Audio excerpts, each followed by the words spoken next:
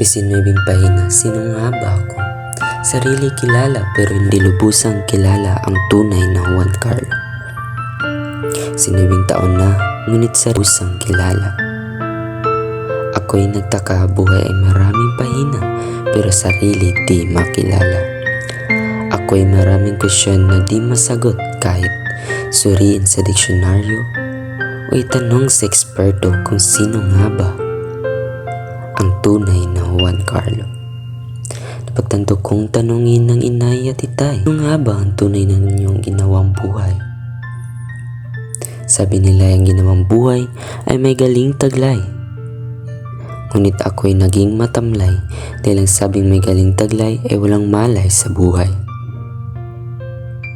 19 taong gulang, maraming kulang. Tinanong ang sariling kakayahan kung ito ba ay sapat o kulang. Maraming ambisyon na nakasaad sa misyon. At yon na makilala ang sariling magandang bersyon.